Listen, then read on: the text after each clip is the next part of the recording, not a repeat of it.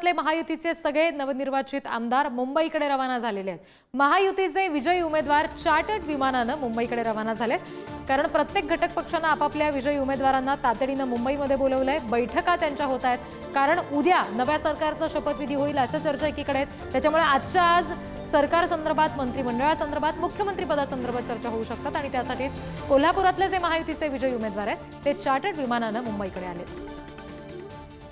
आणखी तपशील आपण घेणार आहोत। प्रतिनिधी शेखर पाटील आपल्याशी जोडले गेलेले आहेत। शेखर, काल घटक पक्ष म्हणून ज्या ज्या पक्षांनी हेलिकॉप्टरची किंवा विमानाची सोय केलेली होती ते वगळता आता आज महायुतीकडून म्हणून विजयी उमेदवारांसाठी म्हणून पुन्हा एकदा हेलिकॉप्टर चर्चेत आहे। चार्टर्ड विमानाने थेट हे सगळे उमेदवार मुंबईकडे रवाना झालेत असं कळतंय।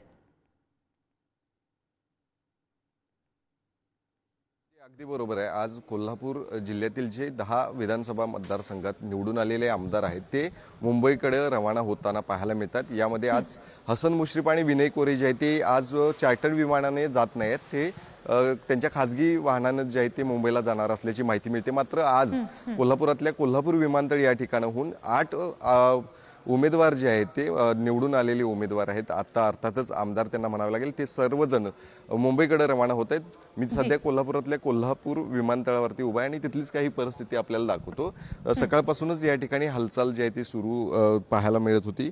सर्वच आमदार जे आहेत ते आतमध्ये काही वेळातच त्यांचं इथून टेक ऑफ असणार आहे, त्यामुळे त्यांनी चेक इन देखील केलेलं आहे। मात्र अजूनही त्या ठिकाणी दुसरीकडे आपण बघितलं तर राजेश क्षीरसागर जे आहेत ते देखील माध्यमांना प्रतिक्रिया या ठिकाणी देताना पाहायला मिळतात। त्यांची देखील प्रतिक्रिया आपण जाणून घ्यायचा प्रयत्न करूया। आणि त्यामुळे साहजिकच आमचा हक्क आहे, त्यावर शिवसेनेलाच पालकमंत्रीपद मिळालं पाहिजे आणि म्हणून तशी मागणी आम्ही मुख्यमंत्र्यांच्याकडे करणार आहोत। ज्याचे आमदार जास्त त्यांनाच पालकमंत्री असा एक फॉर्म्युला राहिला आहे जिल्ह्यामध्ये। एक लक्षात घ्या, नुसतेच आमदार 5 नाहीत तर एक खासदार देखील शिवसेनेचा या ठिकाणी आहे आणि त्यामुळं आज सत्तेमध्ये आमच्या असणारा आमचा मित्रपक्ष राष्ट्रवादी अजित पवार दादांचा गट यांचे फक्त एकच आमदार आहेत।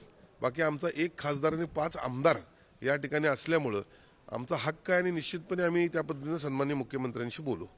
आता तुम्ही चाललेलं आहे, उद्या मंत्रिमंडळ मुख्यमंत्र्याचं होणार आहे, आता चाललेलं आहे, येताना मंत्री होऊन येणार आहे। मी जसं म्हटलं तसं मी या जिल्ह्यातला एक जुना कार्यकर्ता शिवसेनेचा आणि कट्टर शिवसैनिक म्हणून मला ओळखलं जातं।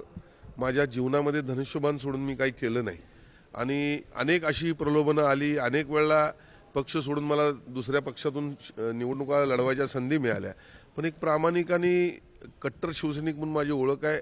मी कधी नेतृत्वाच्या विषयी गद्दारी केली नाही, पक्षाविषयी गद्दारी केली नाही आणि म्हणून माझा हक्क यावरती आहे। बाकी पक्ष नेतृत्वाला काम करत असताना, निर्णय घेत असताना सगळ्या गोष्टींचा विचार करून घ्यावा लागतो आणि त्यामुळे ते योग्य निर्णय घेतील याची मला खात्री आहे।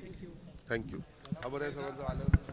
जर रिधी बघितलं तर या ठिकाणी राजेश क्षीरसागर यांची या ठिकाणी प्रतिक्रिया होती, ते देखील आता मुंबईकडे रवाना होत आहेत। एकीकडे शपथविधी कधी होणार या संदर्भातली वेळ जी आहे ती अजून ठरली नसली तरी सध्या कोल्हापुरातले सर्वच आमदार जे आहेत ते आता मुंबईकडे रवाना होताना पाहायला मिळतात। अनेक जणांना ते खरं तर त्या ठिकाणी मंत्रिपदाची लॉटरी देखील लागते का हे देखील पाहणं आता या ठिकाणी गरजेचं आहे। निश्चित शेखर, धन्यवाद या सगळ्या तपशिलांसाठी।